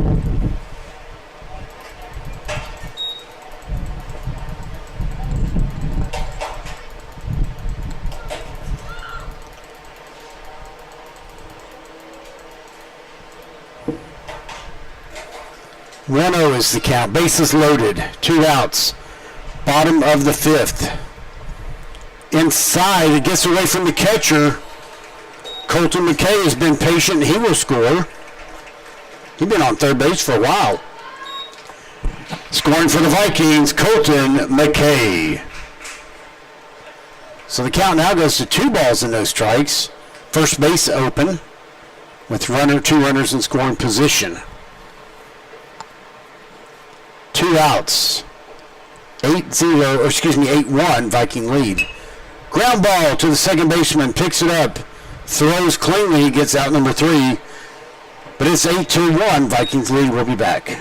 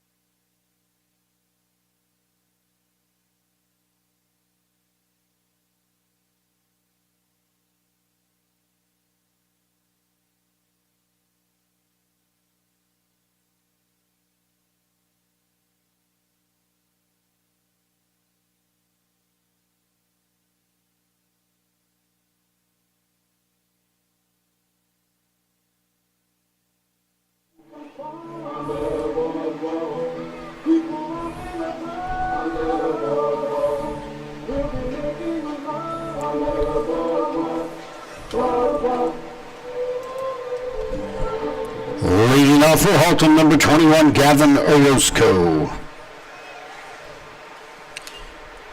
First pitch is fouled away, back over to the fence between straightaway behind home plate and the home dugout. We've got listeners from all over the country tonight, Brent. That's exciting. Don't have our Canadian listeners, as far as I know, tonight. Patty in South Carolina is listening, must be a Viking fan. There is action in the bullpen, and it appears to be Jacob Greco, number 3, loosening up for a possible relief appearance. And there's a called strike 3.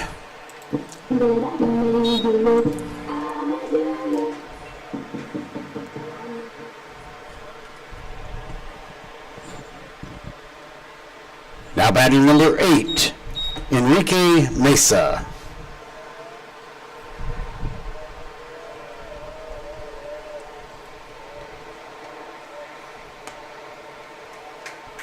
I think that was the 9th strikeout. That is 9. I was just checking that exact thing. I know he wants to get double digits here. 6 of them looking. High fly ball. The wind is playing havoc, but Ransom Burns tracks that down. Great catch. That was right when it was hit, and it obviously blew his hat off. Now, we know that Ransom's got a good head of hair. Oh, yeah. We saw it. But these are not their everyday hats. They're kind of their little American flag trimmed hats. So number 1, Orlando Reyes. Let's assume they're not as broken in as some of their good old hats, but great job. And he actually caught that ball going to the ground. He did. Landed on his seat. Right down the middle for strike 1. So another first pitch strike for Colton Casada tonight. Quick action. There's strike 2, foul ball that goes out of play to the football soccer practice field. All of a sudden he's ahead in this count 0-2. Could he get that 10th strikeout right here? Fly ball, short, shallow right field. Couldn't be played by Ryan Dominguez. He picks it up, throws a second. That's not handled properly. But Colton McKay at third goes over and backs up that throw. So, Reyes reached on an error and advanced the second on another error. And number 11 at bat. Number 11, Ethan Salinas.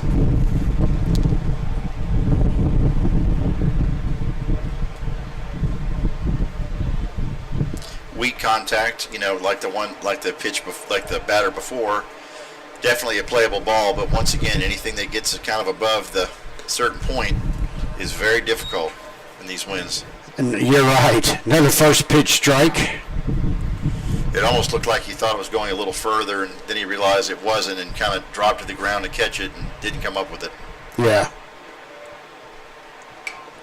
Swing, foul ball, strike two. So Quesada ahead again in a count 0-2.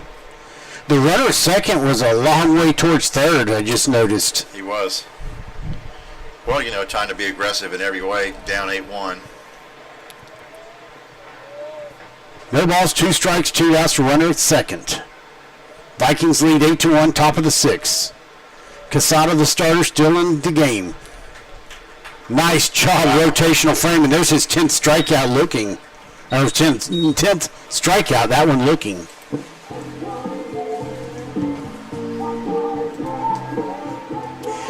In the top of the 6th inning, no runs, no hits, 1 left on base.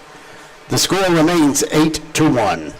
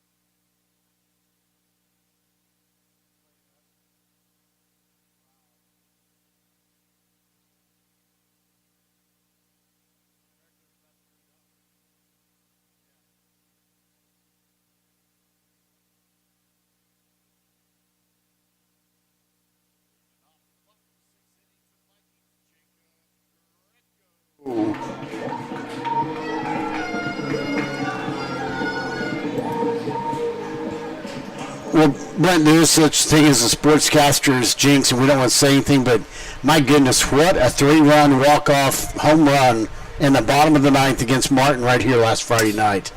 And on a 3-2 count. Let's not forget. That is true. A couple of bunt attempts.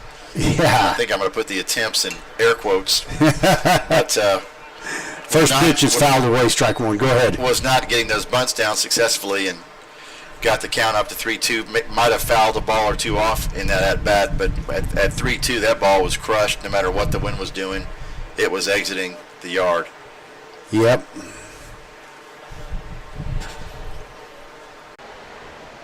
No balls, 1 strike to Greco. Leading off. That pitch is inside. Count goes to 1-1.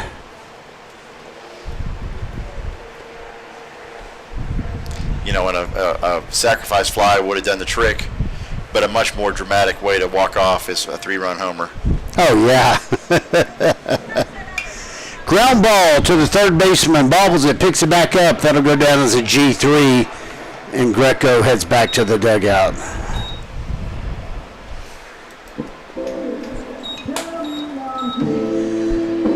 The next Viking to bat, Colton Quesada.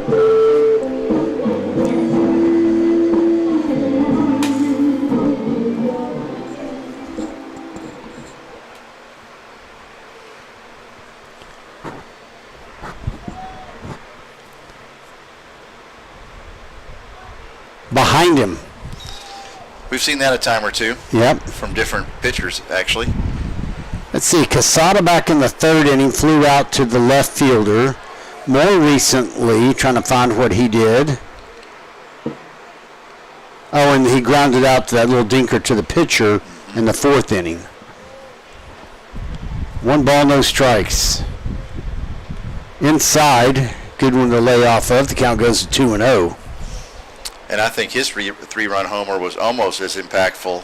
If you remember that top of the first, in the first inning was 5-0. Yes, bottom of the first, yeah. He had a 3-run homer that really changed the nature of that game. Well, because Martin took that 5-0 lead in the top of the first, and he almost evened it up, yeah. Fly ball to straightaway center field. That's going to be caught. Nothing going very far tonight. That's out number 2.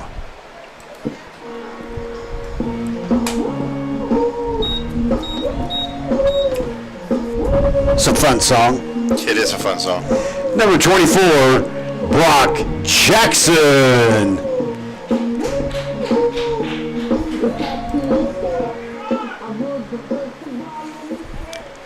Two outs, nobody on, bottom of the 6th inning. Brock's been pretty successful at the plate, getting on base anyway. There's a bouncer back to the pitcher, picks it up, throws in her hand, first baseman 3 up, 3 down. But the Vikings lead is still 8-1. And we will be back.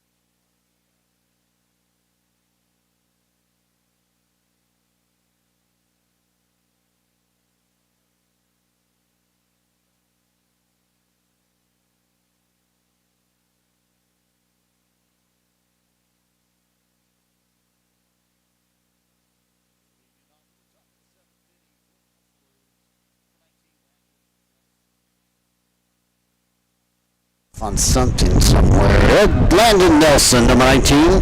He's the number 7 batter overall, DHing. He steps up to the plate, looks at the first pitch outside, ball 1. We were just talking, Brent, about Colton Casada threw a little over 100 pitches last Tuesday against Martin. Over at Martin, that pitch is in the strike zone 1-1, and he's in the 90s somewhere right now, correct? 96 there. Okay. So he and Coach Goodman were talking, and we don't know what they were talking about, but we speculated that it might have been how many pitches until he was done. 1-2 to count now after swing and a miss. And there's a call strike 3, 11 strikeouts. 8 of them looking. I think he basically just told, here comes Coach Goodman. They're going to talk again, but Is he flirting too closely with 100 pitches? Joe Bajanero looks like actually he's the next man up. What a great chance to, have an opportunity to throw and see what you can do with the chance for some tolerance for not perfection, maybe. No, I think, it's give a guy another Yeah. chance. They're gonna move some things around. or actually Joe, he's going to come in and play right field, it looks like, or somewhere. Or Joe might come to the mound. Departing the game with 11 strikeouts, Colton Casada. Give him a little bit of love over the speakers.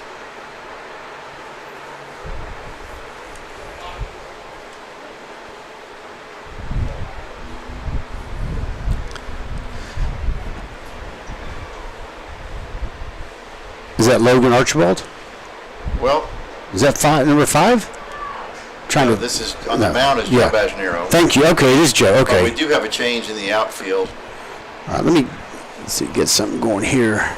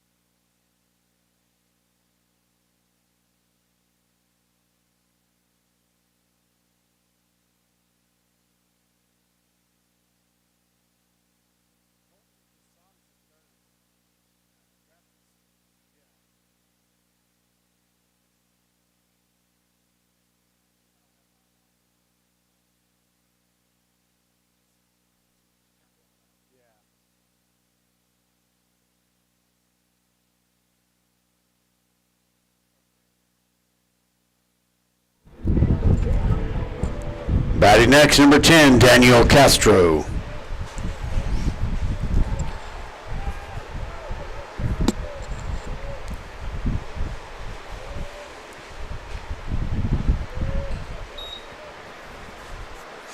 First pitch from Bajanero, misses for ball 1.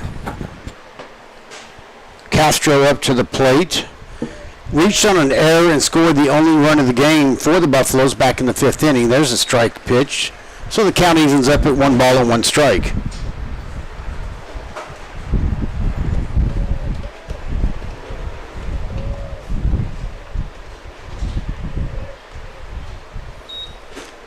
Pitch misses for ball 2. 2 balls and 1 strike.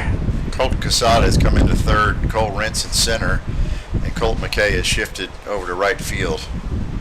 Gotcha. Thank you for those updates of the fielding changes. 3 balls and 1 strike now to Castro, the number 8 hitter overall for the Buffaloes.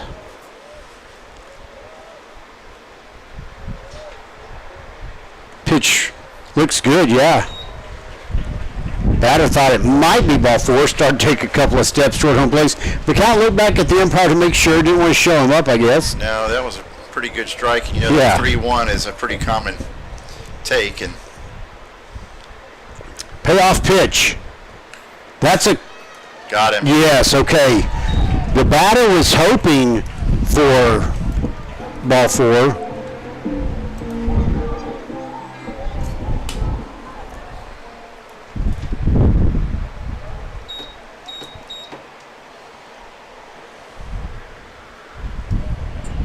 Now batting number 2, Matthew Turner. So Matthew Turner, the number 9 batter overall, comes to the plate, 2 outs. First pitch misses inside, maybe low, ball 1. Bill, for our audience that's still out there, the Bajaneros are no strangers to the mound. I'm sure you know that. Yeah. Jeff Bajanero, Joe's father, played baseball at Oklahoma. Pitched in the major leagues. Called strike 1. Pitching coach also now. He's now a pitching coach in the AAA team for the Diamondbacks out in Arizona. So unfortunately, their season is the same as our season here. Boy, that pitch missed somewhere barely. Maybe just a little high for ball two. It's a bit high. 2 balls, 1 strike. Kind of a last chance, if you will, right now for the Buffaloes to do something. Called strike 2. That evens up the count. 2's all across the top of the scoreboard. Number 2 batting. 2 balls, 2 strikes, 2 outs. Top of the 7th. 7 innings of regulation for high school baseball in Texas. Compagino ended here. Just misses. Count goes full. Kind of thought he ended it. And I thought he did. The umpire kind of maybe looked like he was not sure what to call at first. Full count, payoff pitch. A lot of things could happen here. That's a beautiful pitch. And the batter knew it. He could tell. Well, that's going to end the ball game. Let me announce this over the PA, and then we'll be back to the broadcast.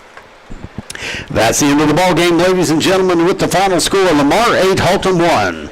Lamar High School and Haltom High School would like to thank everybody for showing up to support both teams tonight. Please buckle up and drive home carefully.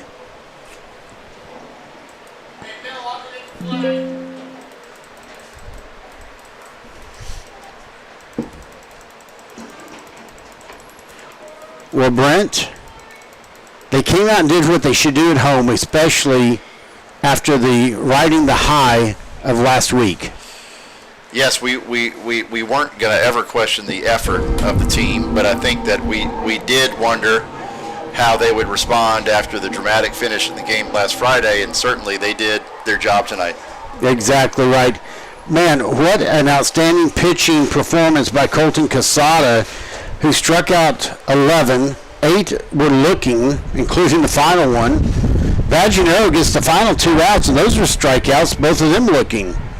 The fielding was clean. There was a couple of errors here and there, a couple of walks, but Brent spread out through the game. There was a walk in the second inning, a walk in the error in the 5th, and error in the 6th, but it never led to too much damage. Yeah, there was no impact on those plays, and certainly you want to have a clean game. You know, the field at Haltom is wall-to-wall turf, and watching the game tonight, I wondered, with Haltom practicing and playing kind of on turf, you know, things can get pretty bumpy out there like they did tonight with some of these things, and you add the wind into it, and there's no question, as we expected, we saw a few balls that ended up being tough to handle, so I think more or less as expected.